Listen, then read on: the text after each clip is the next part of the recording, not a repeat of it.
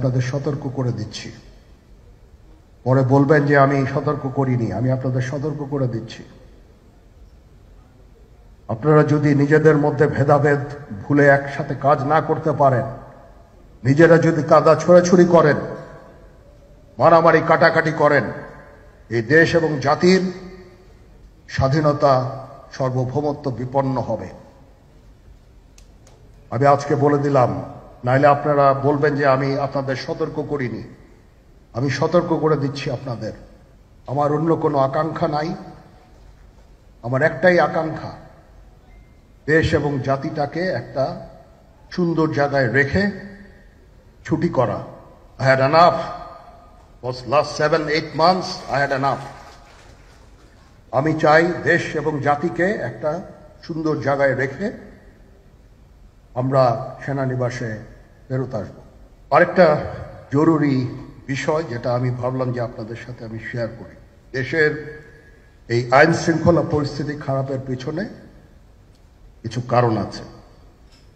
প্রথম কারণটা হচ্ছে যে আমরা নিজেরা হানাহানির মধ্যে ব্যস্ত, একজন আরেকজনের বিরুদ্ধে বিষোদ্গারে ব্যস্ত। এটা একটা চমৎকার সুযোগ অপরাধীদের জন্য।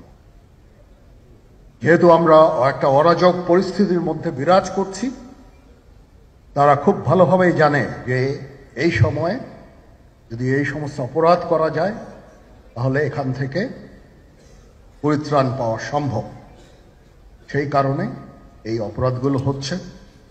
আমরা যদি সংগঠিত থাকি, একত্রিত থাকি, তাহলে অবশ্যই এটা সম্মিলিতভাবে মোকাবেলা করা সম্ভব হবে।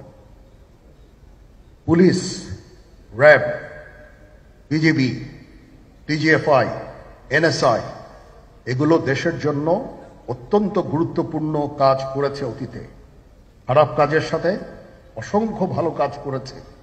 আজকে যে দেশের স্থিতিশীলতা, দেশটাকে যে এত বছর স্থিতিশীল রাখা হয়েছে, এটার কারণ হচ্ছে এই সশস্ত্র বাহিনীর বহু সেনা সদস্য, সিভিলিয়ান সবাই মিলে এই অর্গানাইজেশনগুলোকে, অসামরিক, সামরিক সবাই মিলে এই অর্গানাইজেশনগুলোকে এফেক্টিভ রেখেছে।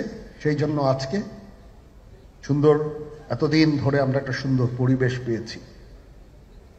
এর মধ্যে যারা কাজ করেছে, যদি অপরাধ করে থাকে সেটার শাস্তি হবে, অবশ্যই শাস্তি হতে হবে, না হলে এই জিনিস আবার ঘটবে।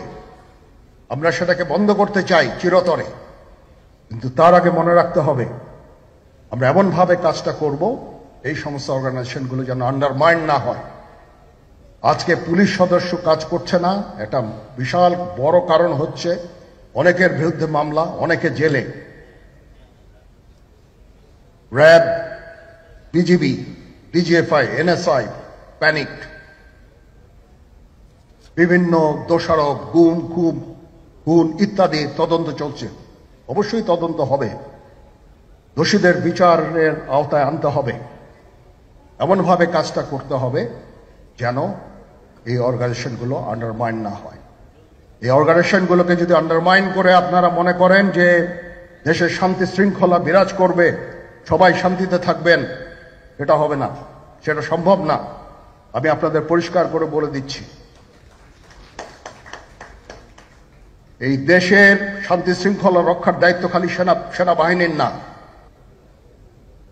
2 লক্ষ পুলিশ আছে, বিজিবি আছে, র্যাব আছে, আনসার বিডিপি আছে, আমার আছে হচ্ছে 30,000 সৈন্য। এদেরকে আমি এই যে একটা বিরাট ভয়েড, আমি এই 30,000 সৈন্য দিয়ে আমি কিভাবে এটা পূরণ করব? 30,000 থাকে, আবার 30,000 চলে যায় ক্যান্টনমেন্টে, আরো 30,000 আসে।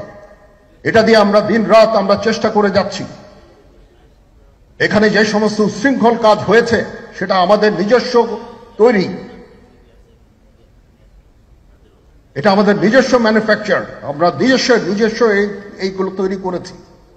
এই বিপরীতমুখী কাজ করলে কেসে কখনো শান্তি শৃঙ্খলা আসবে না, এই জিনিসটা আপনাদের মনে রাখতে হবে। তদন্ত কমিশন হচ্ছে, আবার আরেকটা আমাদের সর্বদা আমরা চেষ্টা করব তদন্ত কমিশনকে সহায়তা করতে। যে ধরনের সাহায্য সহযোগিতার প্রয়োজন হয় আমরা করব। আমরা দেশে একটা ফ্রি ফেয়ার অ্যান্ড ইনক্লুসিভ একটা ইলেকশনের জন্য দিকে ধাবিত হচ্ছে এবং তার আগে যে সমস্ত সংস্কার করা প্রয়োজন অবশ্যই সরকার সেদিকে খেয়াল করবেন। আমি যতবারই ডক্টর ইউনূসের সাথে কথা বলেছি, he completely agrees with me. There should be free, fair and inclusive election, and that election should be within December or close to that. যেটা আমি এর প্রথমেই বলেছিলাম যে 18 মাসের মধ্যে একটা ইলেকশন। আমার মনে হয় যে সরকার সেদিকেই ধাবিত হচ্ছে। ডক্টর ইউনূস যথাসাধ্য চেষ্টা করে যাচ্ছেন এই দেশটাকে ইউনাইটেড রাখতে, কাজ করে যাচ্ছেন উনি।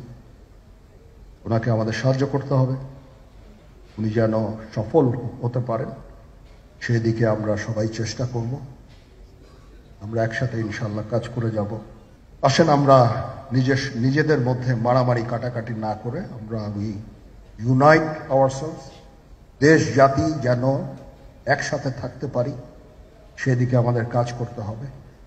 আমাদের মধ্যে মতের বিরোধ থাকতে পারে, চিন্তা চেতনার বিরোধ থাকতে পারে, কিন্তু দিন শেষে যেন আমরা সবাই দেশ এবং জাতির দিকে খেয়াল করে আমরা যেন এক থাকতে পারি। তাহলে এই দেশটা উন্নত হবে, এই দেশটা সঠিক পথে পরিচালিত হবে। না হলে আমরা আরো সমস্যার মধ্যে পড়তে যাব। বিশ্বাস করেন, we don't want to head ওইদিকে আমরা যেতে চাই না। আমি আপনাদের সতর্ক করে দিচ্ছি, পরে বলবেন যে আমি সতর্ক করিনি। আমি আপনাদের সতর্ক করে দিচ্ছি,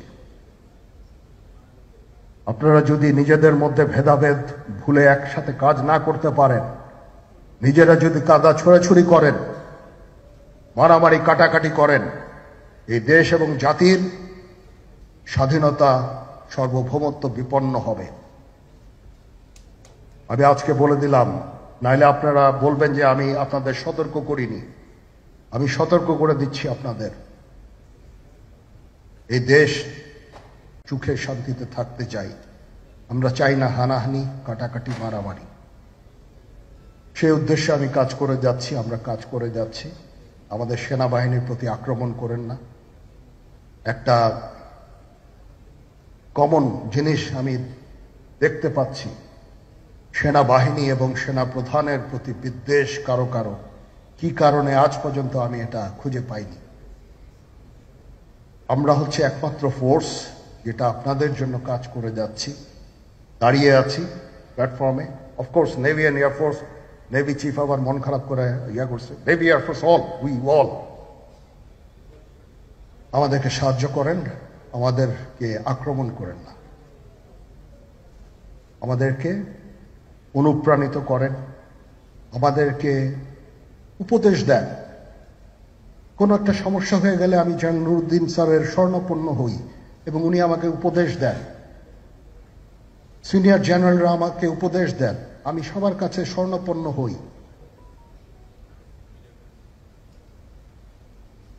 আমাদের প্রতি আক্রমণ করেন না, উপদেশ দেন।